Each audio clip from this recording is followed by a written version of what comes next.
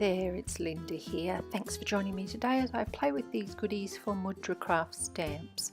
I'm using this beautiful Leaves Chipzeb here today and covering it with a good coating of gesso for my card. I wanted it to be a really beautiful bright white, so that's why I've chosen the gesso today. So just very easy on my craft mat with a fairly thick paintbrush, just giving it a good coating all over of the gesso, making sure all the little veins and tiny little sections inside the leaves are covered, so that when you look at it you're not going to see any little raw pieces standing out. Then I put that aside to dry and I start to work on my ink blending. Now you saw I had the Strathmore Bristol watercolour card out on my desk. That is what I'm using for my ink blending. I do find that it's fabulous for ink blending and you'll have no trouble at all with the Distress Oxides, that's for sure. They blend so easily. It's really, that's why I've sped this up. You certainly don't need to see me doing it in real time because it's so simple. There's no problems with the blends not mixing nicely or any harsh lines or anything like that. I do go back from one colour to the next as I change, and I alternate to get the blend to work nicely. The only thing I would have done differently is I would have wiped off my craft mat before I went to my peacock feathers. I wipe it off here, but that was a little bit late. I did notice a green tinge at the bottom of my card there where it should have been more of the colour of peacock feathers, so I must have been picking up some of the cracked pistachio beforehand. Not to worry, I did manage to cover that with just a bit more intense colour of the ink that you can see me adding now, and that sorts that problem out. I keep going back and forth in between the colours to get them blending really nicely.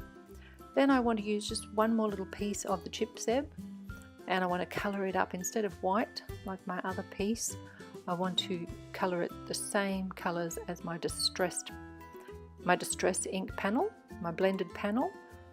So I end up swapping over to sponge daubers, and this makes it so much easier.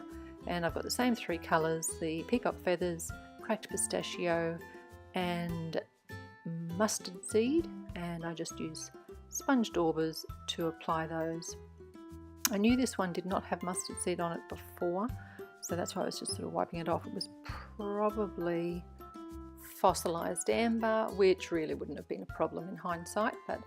And here I am doing my embossing with this stencil today, so I'm getting all the layers as you can see them there, getting them all lined up for my big shot, holding them all together, and that just gives you a lovely soft embossed, dry embossed detail on your cardstock, and that's a great way to get a bit more mileage out of your stencils.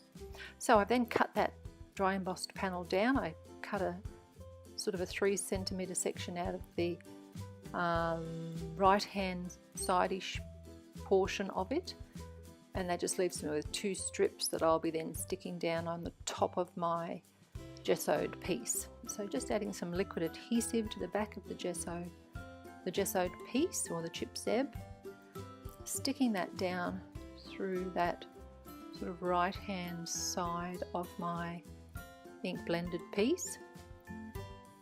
I'll lay a couple of acrylic blocks on that in a minute just to hold it in place, and you can see how I'm going to add the 2 dry embossed pieces to the sides. Now I'm adding some craft foam to my dry embossed pieces so that they'll give a nice dimension sitting up on top of the inked panel there.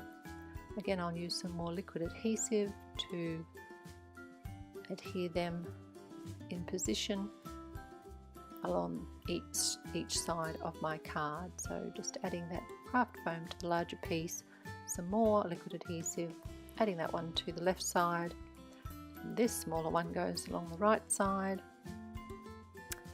and then it's just a matter of adding my little ink blended leafy Chipzeb and my teeny weeny little sentiment from the Purely Sentiment labelled stamp set. once I've got those two details added to the lower left of my card, it is complete. Thanks for joining me today, and I hope to see you again soon.